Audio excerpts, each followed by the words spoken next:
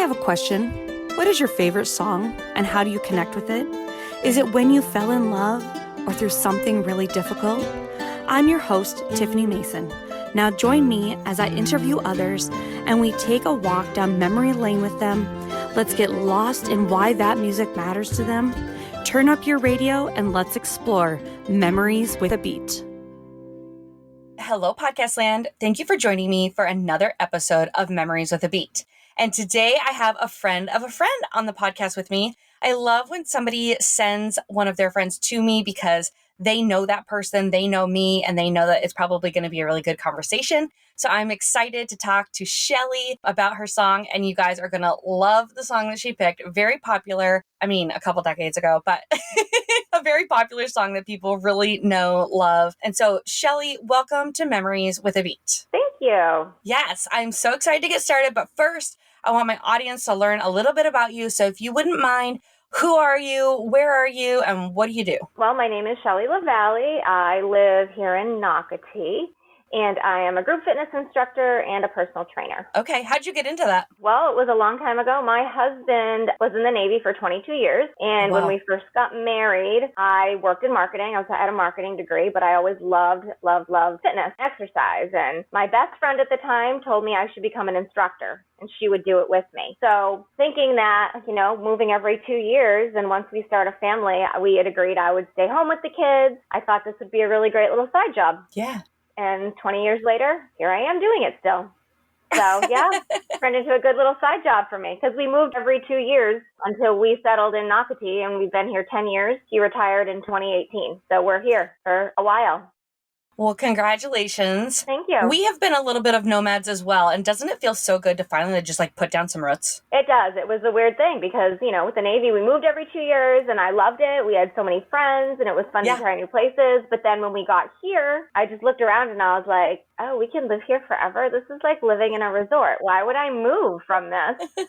And my kids were the age, we were right at that point where he was hitting 20, 21, 22 years in the military. And I was like, I'm sorry, I'm not moving. You can stay in and we can geo-batch it, but I'm going to stay here with the children and you can he's like, I'm not going to leave you here. I'm like, okay, well, I said, I'm willing to do whatever you need to do for you in your career. I said, but right now we're just going to stay put. Good for you. Yeah. We have moved a couple of different places, and I think that how we know we're in the right place, we would always kind of really get an itch, like a job opportunity would come up or something, and we really wouldn't think about it. And now being here, I think if somebody offered us even more money somewhere else, I don't think we would take it. Yeah. I think we're just really happy here too. So right. Yeah, I know. Yeah. It's a great place. I can't complain. I always thought I wanted to live in Florida.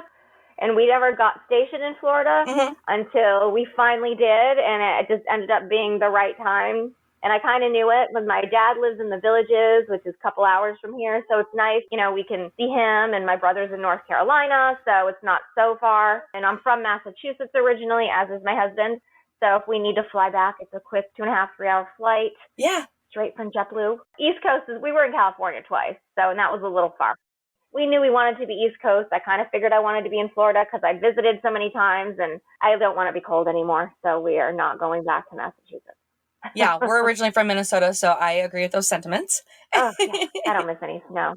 Well, I'm really proud of you for being able to find something that was able to travel with you guys. I used to edit a podcast, and it was a lady who was in the Navy, and she was really trying to support health and fitness for women in the Navy.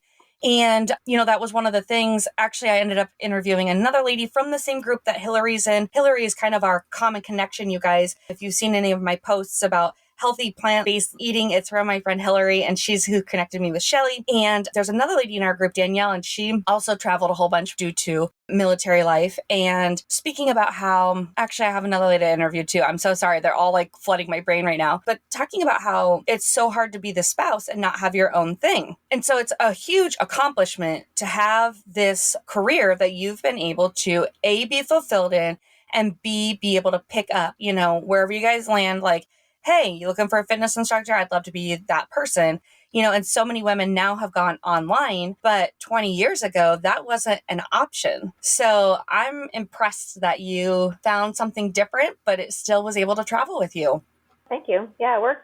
When I first started, I only taught at places that had childcare. because my husband deployed and worked. So my babies grew up in a gym. They always knew where to go. My son did very well because he could care less if his mother's around. My daughter, on the other hand, was like, Mommy, why are you leaving me in this gym? I'm like, it's an hour. You're fine. You're fine. You'll be fine. Mommy needs some mommy time. Let's go to the gym, kids. Well, really set a good example for them too. I mean, I'm sure they appreciate fitness to some extent now in their, older childhood life due to watching you do that and, having that be a priority of yours. So they're watching us. They are. Well, right now they don't care at all, but maybe someday. Maybe they'll learn. My husband also runs like a crazy person. He's a marathon runner and he works out every day too. And my kids are lazy, but it is okay. They're still young. Well, not that young. They're 16 and 12. So not that young, but. Well, they're definitely going into the lazy years. They are. My son has had 16 lazy years. He is not a very motivated child to move.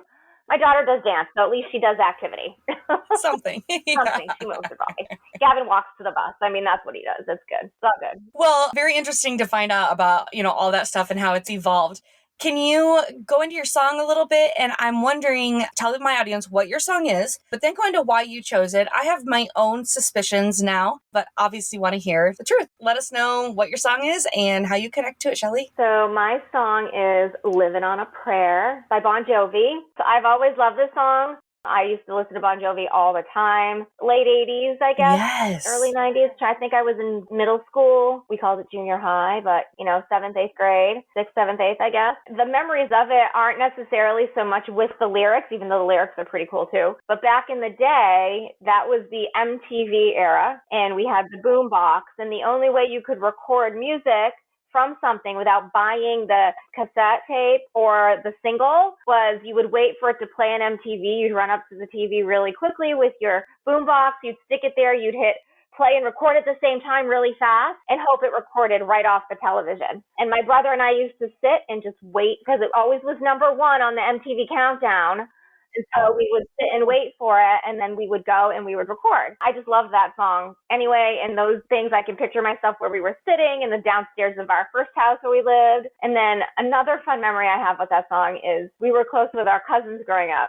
So I was the oldest. I had a cousin who was a year younger, and then my brother and my other cousin were the same age. So, my brother's 3 years younger. So we made a music video to this song where we had like a guitar and a drum. Like we were very creative children. We didn't have all the video games as much back then, right? What else are you going to do? Right. And my brother got to be the singer because he was the only boy. So he would lip sync. But my brother was a short, tiny, skinny little blonde kid, like tiniest little kid ever. And it was really entertaining. Just like Bon Jovi. Yeah, we didn't have the video camera. I feel like we did it on like the silent, old school. Okay. Like the reel, whatever the heck you call it. I can't remember what it is. I know what you're talking about. They literally like come out in reels. So there was like, I don't even think we could hear the music. I think we literally like watched all of us drumming. We had a guitar, the drums, and then like the piano, like a keyboard. Those are the three things that myself and my two cousins played. And then my brother got to be the singer. I still can picture the four of us downstairs in our basement doing those. And somebody was recording. How old do you think you guys were? I want to say like I was probably 12, which makes my other cousin 11. And then my brother and my other cousin were 9, maybe. Yeah. So like not babies, but enough to be like so excited about this song. Yes. Now, did you make your parents watch it like 73 times? Oh, yeah. Well, they had to video it. So they videoed. I made somebody come video it. Oh. We found it again recently. Well, I wouldn't say recently.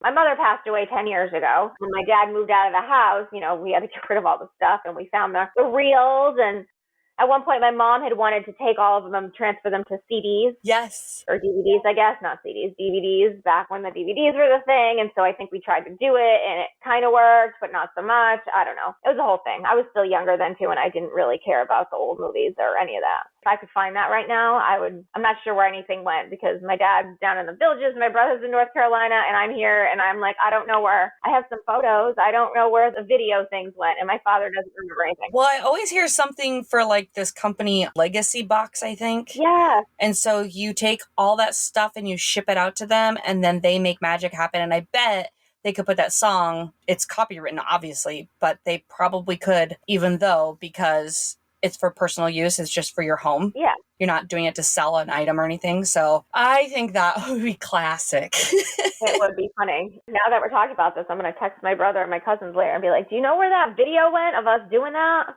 Yeah, because that's kind of priceless. It is. One of my cousins has actually passed away, so that would be bittersweet. Oh, Yeah, gosh. she was young. Yes. So 3 of us out of the 4 of the group are still here, which would be really entertaining to watch. So Yeah, yeah.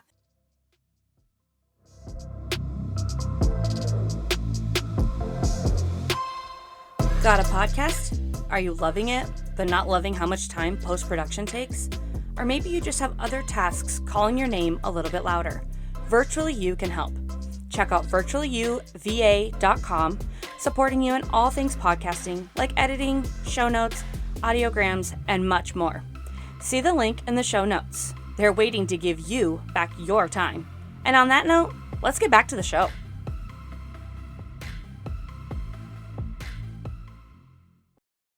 So really quick, I want to backtrack just a little bit when you said the first memory. And I want to know, first of all, did you and your brother have the same taste of music? pretty much. Yeah, okay. Because you guys were sitting on the couch watching videos. What I'm envisioning is my sister and I would watch The Price is Right every summer. When they got bankrupt, we would lose it. We would die laughing. And we're like, they lost everything. And so I don't know why we thought it was hysterical. And I think it's because we were in the same room and we were like, bankrupt, bankrupt, bankrupt, bankrupt. And then when it landed on it, we would like, I think we were just excited that we were right. So I'm wondering if you guys are watching the countdown and all of a sudden, what was her name? Julie Brown? Yeah. Julie Brown got down to number 1.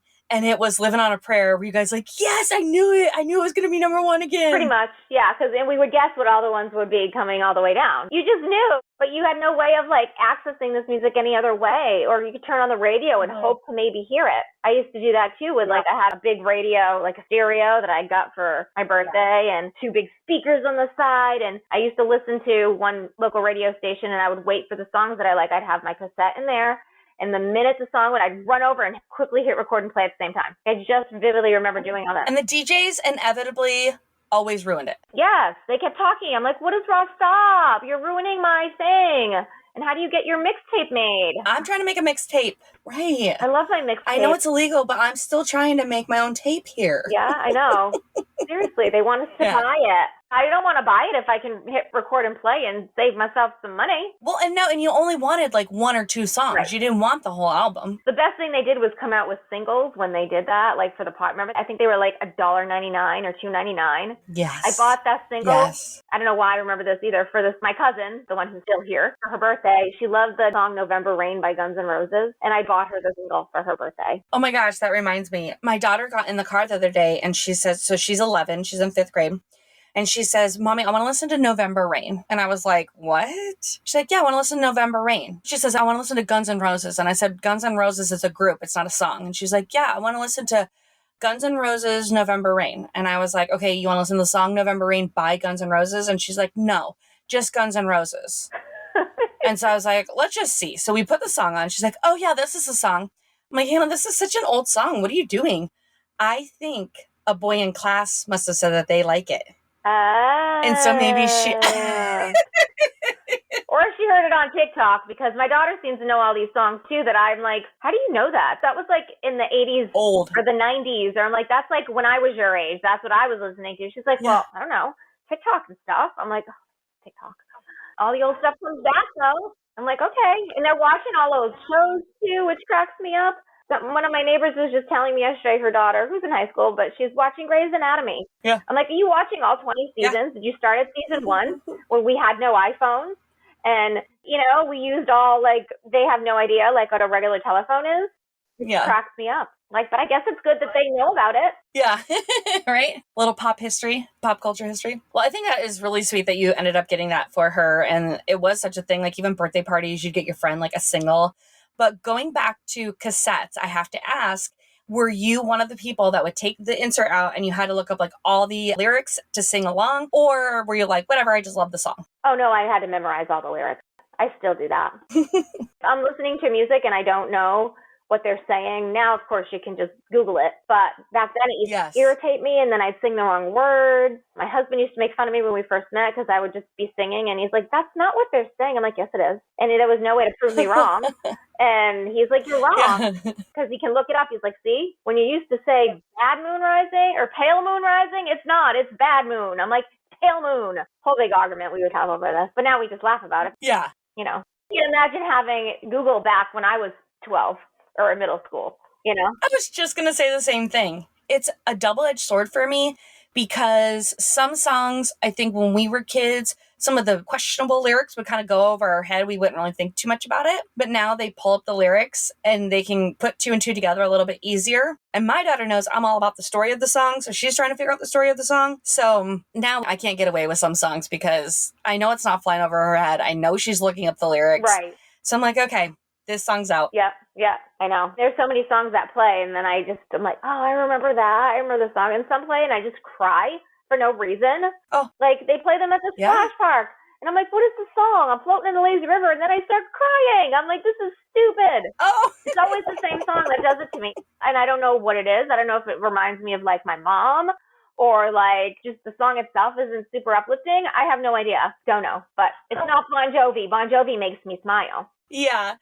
So if you choose to put this song on now, are you cleaning? Are you running errands? Do you put it on by choice now? Or is it just one of those things like when it comes on the radio, it's just a really good, warm, fuzzy feeling? It's on every playlist I have. So my running playlist, okay. When I teach classes, all Bon Jovi always shows up and they're like, oh, you're playing Bon Jovi again. I'm like, yes, I am. This is great. Let's do some push-ups. Yeah, so my husband is usually working from home. He happens to not be today. And he always has his crappy music playing. Some of it's good. Some of it's too heavy metal for me. So I never put my own music on in the house anymore because when nobody's here, I like the silence, honestly. But music in the car, always, all my playlists have Bon Jovi and Always Living on a Prayer. So yeah, and I run. So when I run, I've got to listen to my Bon Jovi. And now I'm listening to his entire set list since I'm going to his concert next Friday. So that's even more convenient. Oh my goodness, how exciting. You'll have to send me a picture from the concert and we'll have that be your artwork to promote this episode. Oh, I will do that. That would be great. That would be super fun. Yes. Yeah, that would be super awesome. Try to get him in there, but if you can't, I totally get it. I will attempt. I'm going with a friend who's very good with taking pictures, and I'll just give her my goals and have her assign me. I'm not good with a camera, so I'm trying. I'm trying to get better, but it doesn't work. Well, I thought that overall, I was just kind of caught off guard, quite honestly, because I love the song. And I'm sure a ton of people that grew up in the 80s, 90s love the song as well. And, we sing the chorus and we love the sound, the oh, whoa, whoa, or whatever, what I'm talking about. But I never really paid attention to the words. And it's nice, actually. Like, they're kind of struggling. And she's like, it's okay, baby. Just hold on to what we've got. They're struggling the whole song. But at one point, she comforts him. And then the next time, he comforts her. And I was like, oh, I love that. And these rock bands or whatever, they seemed so hardcore, right? Like, they were totally out for like sex, drugs, rock and roll. Mm-hmm. But this song is actually really nice. How Tommy and Gina are really supporting each other and they're just living on a prayer. Right? I know. That's probably another reason I liked it so much. Like, I like the story. Back in the day when I watched music videos, songs, like, if I really liked the video, the song will stick with me too. Like, I can picture a couple other songs that I was just like, oh, I remember that video. It plays. I'm like, I totally can picture that video in my head. Yep. Well, Podcast Land, remember, there is the YouTube video playlist. So all these songs, the videos are on there. So this is going to be the latest one. When you pull up Memories with a Beat, the playlist on YouTube, this is going to be the top song after this episode is published. So make sure that you go check it out and relive some memories probably of yourself going to the TV and trying to hit play and record at the same time.